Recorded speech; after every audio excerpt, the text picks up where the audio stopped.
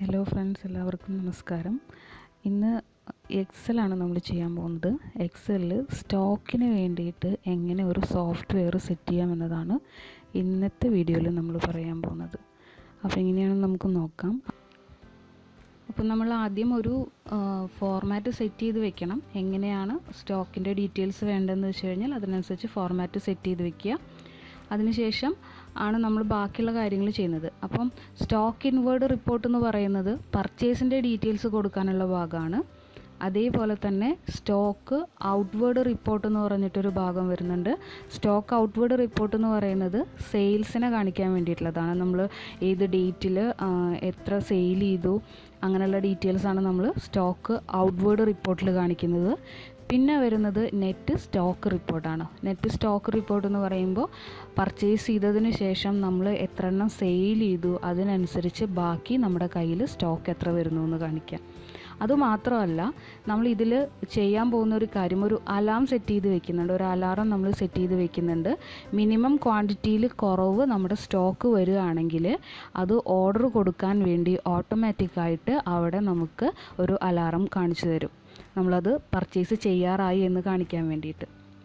അപ്പോൾ നമ്മളിതിൽ പർച്ചേസിൻ്റെ ഡീറ്റെയിൽസ് കൊടുക്കാം. സീരിയൽ നമ്പർ കൊടുത്തു. അതിനുശേഷം ഡേറ്റ് എൻട്രി ചെയ്യുക. ഏത് ഡേറ്റിലാണ് നമ്മൾ ആ പർച്ചേസ് ചെയ്തിട്ടുള്ളതെന്നുള്ളതിൻ്റെ ഡീറ്റെയിൽസ് കൊടുക്കുക. ഇനി പർച്ചേസ് ചെയ്തതിൻ്റെ ഐറ്റം ഏതാണെന്നാണ് കാണിക്കുന്നത്. ഇവിടെ നമ്മൾ ഓരോ ഐറ്റം ടൈപ്പ് ചെയ്ത് കൊടുക്കേണ്ടി വരും. ഓരോ കോളത്തിൽ അല്ലെങ്കിൽ ഓരോ സെല്ലിലും നമ്മൾ ഐറ്റംസ് ടൈപ്പ് ചെയ്ത് കൊടുക്കേണ്ടി വരും. അതിനേക്കാൾ എളുപ്പം നമുക്ക് ഓട്ടോമാറ്റിക്കായിട്ട് വരികയാണെങ്കിൽ ഒന്നുകൂടെ സൗകര്യമുണ്ട് എടുക്കാൻ. അതാണ് എങ്ങനെ അതിനെ ഓട്ടോമാറ്റിക്കായിട്ട് അവിടെ വരുത്താം, അതാണ് നമ്മൾ ഇനി ചെയ്യാൻ പോകുന്ന കാര്യം.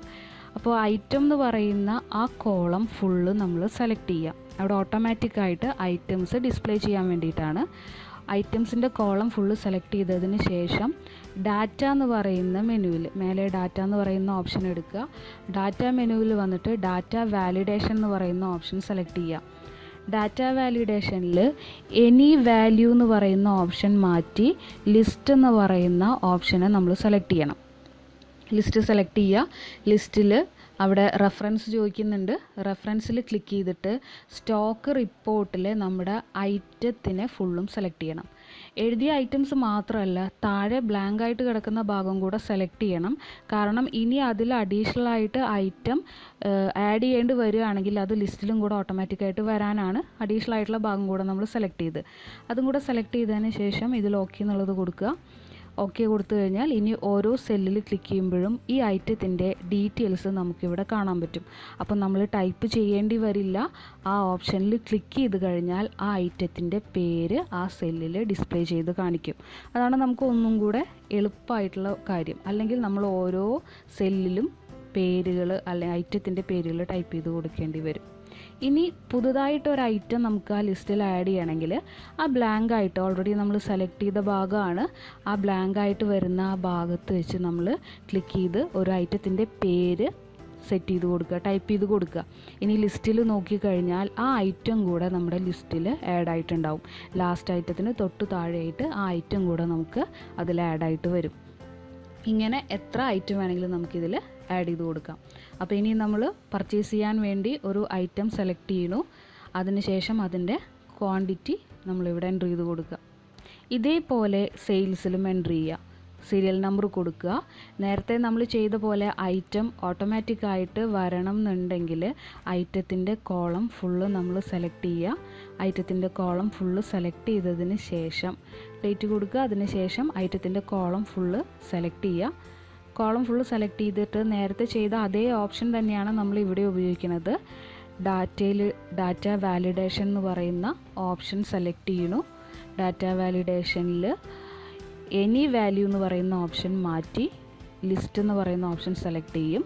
റെഫറൻസിൽ വന്നിട്ട് സ്റ്റോക്ക് റിപ്പോർട്ടിലെ ഐറ്റത്തിൻ്റെ കോളം നമ്മൾ ഫുള്ള് സെലക്ട് ചെയ്ത് കൊടുക്കുക. ബ്ലാങ്ക് ആയിട്ടുള്ള കോളം കൂടെ സെലക്ട് ചെയ്യുക. ഓക്കെ കൊടുക്കുക. ഇനി ഐറ്റം ഇവിടുന്ന് സെലക്ട് ചെയ്യണു. പർച്ചേസ് ചെയ്തിട്ടുള്ള ഐറ്റം നമ്മൾ ഏതാ സെയിൽ ചെയ്യണമെന്ന് വെച്ചാൽ ആ ഐറ്റം സെലക്ട് ചെയ്യുക. അതിൻ്റെ ക്വാണ്ടിറ്റിയും കൂടെ കൊടുക്കുക. ഇപ്പോൾ നമ്മൾ പർച്ചേസും ചെയ്തു കഴിഞ്ഞു, സെയിൽസും ചെയ്തു കഴിഞ്ഞു. ഇനി നമുക്ക് വേണ്ടത് സ്റ്റോക്ക് റിപ്പോർട്ടിൽ ബാക്കി ഐറ്റംസ്, ഇപ്പോൾ നമ്മൾ പർച്ചേസ് ചെയ്തിട്ടുള്ള ഐറ്റംസ് നമ്മൾ സെലക്ട് ചെയ്തു, അത് സെയിൽ ചെയ്യുകയും കൂടെ ചെയ്തിട്ടുണ്ട്. ഇനി ബാക്കി എത്ര ക്വാണ്ടിറ്റി നമ്മുടെ കയ്യിൽ സ്റ്റോക്കായിട്ടുണ്ട് എന്നുള്ളതാണ് നമ്മളിവിടെ കാണിക്കാൻ പോണത്. അപ്പോൾ ക്വാണ്ടിറ്റിയുടെ അവിടെ കോളത്തിൽ നമ്മൾ സെലക്ട് ചെയ്യുക. ക്വാണ്ടിറ്റിയുടെ കോളത്തിൽ സെലക്ട് ചെയ്തതിന് ശേഷം ഇവിടെ ഇക്വേഷൻസ് നമ്മൾ കൊടുക്കണം. ഇക്വേഷൻ ഉപയോഗിച്ചിട്ടാണ് നമ്മൾ ആ ക്വാണ്ടിറ്റി എത്രയാണെന്നുള്ളത് കണ്ടുപിടിക്കുന്നത്. അപ്പോൾ ഇവിടെ ഈക്വൽ എന്നുള്ളത് കൊടുത്തു. സം ഇഫ് എന്ന് പറയുന്ന ഒരു ഇക്വേഷനാണ് നമ്മൾ ഇതിന് വേണ്ടിയിട്ട് ഉപയോഗിക്കുന്നത്. സം ഇഫ് സെലക്ട് ചെയ്യുക, ബ്രാക്കറ്റ് ഓപ്പൺ ചെയ്യുക. ഓപ്പൺ ചെയ്തതിന് ശേഷം പർച്ചേസ് ചെയ്തിട്ടുള്ള ഐറ്റം, അതിൻ്റെ ക്വാണ്ടിറ്റി, ഐറ്റം വരുന്ന ആ കോളം ഫുള്ള് നമ്മൾ സെലക്ട് ചെയ്യണം. പർച്ചേസ് ചെയ്തിട്ടുള്ള ഐറ്റത്തിൻ്റെ കോളം ഫുള്ള് സെലക്ട് ചെയ്യുക. കോമ ഡബിൾ കോഡ്സിൽ നമ്മൾ ഏത് ഐറ്റത്തിൻ്റെ ആണോ ഇപ്പോൾ കാണുന്നത് അതിൻ്റെ പേര് ഡബിൾ കോഡ്സിൽ ടൈപ്പ് ചെയ്ത് കൊടുക്കുക. ഡബിൾ കോഡ്സിൽ ടൈപ്പ് ചെയ്യുക. അത് ഡബിൾ കോഡ്സ് നമ്മൾ ക്ലോസ് ചെയ്ത് കൊടുക്കുക. ക്ലോസ് ചെയ്തതിന് ശേഷം വീണ്ടും കോമ, അതിന് ശേഷം കോമ ഇട്ടതിന് ശേഷം പർച്ചേസ് ചെയ്തിട്ടുള്ള ക്വാണ്ടിറ്റിയുടെ കോളം ഫുള്ള് സെലക്ട് ചെയ്യുക. ക്വാണ്ടിറ്റിയുടെ കോളം ഫുള്ള് സെലക്ട് ചെയ്തതിന് ശേഷം നമ്മൾ ബ്രാക്കറ്റ് ക്ലോസ് ചെയ്യണം. ബ്രാക്കറ്റ് ക്ലോസ് ചെയ്യുക. ഇപ്പോൾ പർച്ചേസിൻ്റെ ഡീറ്റെയിൽസ് നമ്മൾ എൻ്റർ ചെയ്ത് കഴിഞ്ഞു. ഇനി ഇതൊന്ന് സെയിൽസ് മൈനസ് ചെയ്യണം. അപ്പോൾ മൈനസ് ടൈപ്പ് ചെയ്യുക, മൈനസ് ക്ലിക്ക് ചെയ്യുക. വീണ്ടും സം ഇഫ് ടൈപ്പ് ചെയ്യുക, ബ്രാക്കറ്റ് ഓപ്പൺ ചെയ്ത് സെയിൽസിൽ വരുന്ന ഐറ്റത്തിൻ്റെ കോളം ഫുള്ള് സെലക്ട് ചെയ്യുക. അതിനുശേഷം കോമ ഡബിൾ കോഡ്സിൽ ഐറ്റത്തിൻ്റെ പേര് നമ്മൾ ടൈപ്പ് ചെയ്ത് കൊടുക്കണം. ഐറ്റത്തിൻ്റെ പേര് ടൈപ്പ് ചെയ്തതിന് ശേഷം ഡബിൾ കോഡ്സ് ക്ലോസ് ചെയ്യുക, കോമ ഇടുക.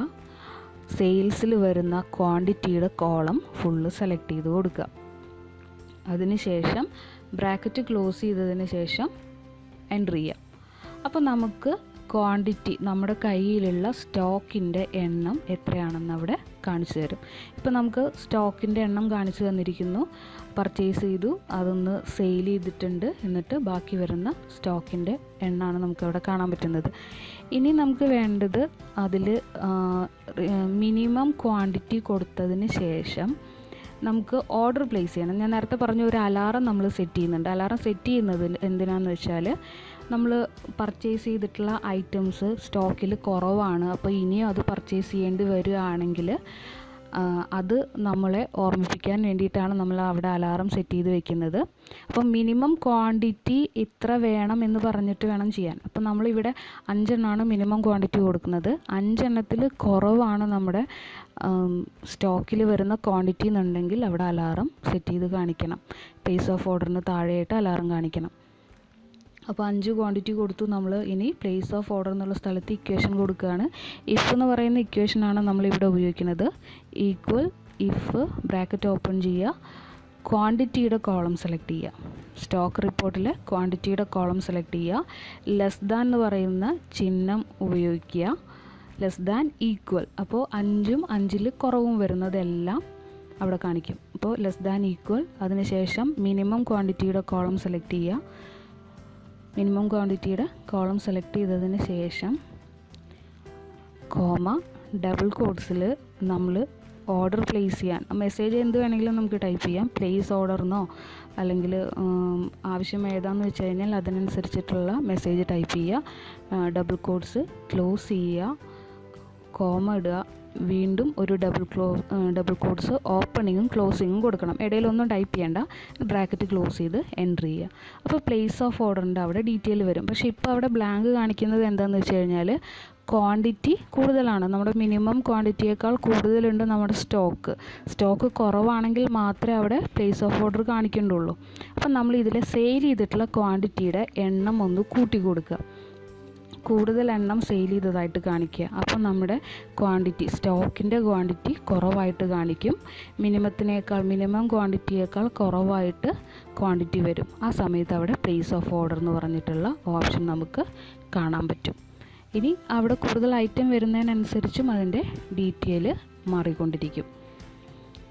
അടുത്തത് ഇനി പ്ലേസ് ഓഫ് ഓർഡർ എന്ന് പറയുന്ന ഓപ്ഷൻ നമുക്കൊന്ന് ഫോർമാറ്റ് ചെയ്തിട്ട് കാണിക്കണം എന്നുണ്ട്.